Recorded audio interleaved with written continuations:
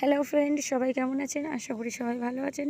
তো আমরা তিনজনে যাব আজকে মাঠে কচুর শাক আর লতি ছিঁড়তে। দেখতেই পাচ্ছেন আমরা মাঠে চলে এসেছি। লতি কি করে ছিঁড়তে হবে সেটা দেখাবো। আপনারা দেখতেই পাচ্ছেন আসার সঙ্গে সঙ্গে ও লতি খোঁজা শুরু করে দিয়েছে। কচুর গোড়া থেকেই কচুর যে ছোট ছোট অংশ বেরোয় তাদেরকেই কিন্তু লতি বলা হয়। আমার ভাগ্নেও লতি ছিঁড়ছে, বলছে মাসি এদিকে আয়, খুব সুন্দর একটা লতি আছে। তো গোড়া থেকে কচুর গোড়া থেকে ও লতিটা ছিঁড়ছে। তো ছিঁড়তে পারছে না, তো বলছে খুব শক্ত। তো ছেঁড়া হয়ে গেছে, তো লতি কেমন হয় দেখতেই পাচ্ছ তোমরা।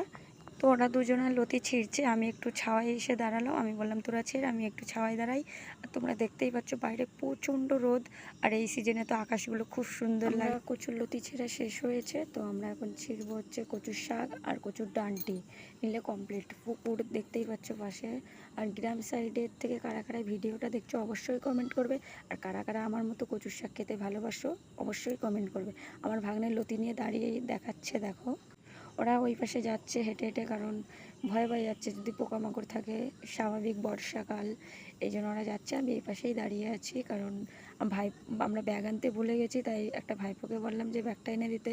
ও অবশ্যই রেগে আছে, কারণ ও ফোন দেখছিল আর বাদাম খাচ্ছিল বসে বসে বাড়িতে।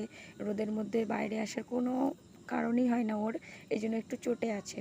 বলছে আমি এসেছি যখন, তখন আমি কাঁধে করেই কচুর শাক আর কচুর লতি নিয়েই যাবো আজকে। তাই ও ওদের কাছে যাচ্ছে ব্যাগটা নিয়ে, কারণ কচুর শাক নিয়ে দাঁড়িয়ে আছে ওরা অনেকক্ষণ থেকে। চটে গেছে, অনেকক্ষণ থেকে রেগে গেছে, মানে তাড়াতাড়ি আয় শাকটা নেবো ব্যাগে। স্বাভাবিক রোদের মধ্যে অনেকক্ষণ থেকে দাঁড়িয়ে আছে। তো তোমরা দেখতেই পাচ্ছ এই পাশে শাক আছে। তো আমাদের কচুর শাক তোলা শেষ। এটা কচুর ডাঁটি, কচুর ডাঁটি থেকে কচুর শাকগুলো আলাদা করে নেব, আর আলাদা শাকও তুলেছে। তো আমরা বাড়ির দিকে রওনা দিচ্ছি। তো রোদ আর ভালো লাগছে না, তো ভাগ্নেও রেগে আছে, সবাই রেগে আছে।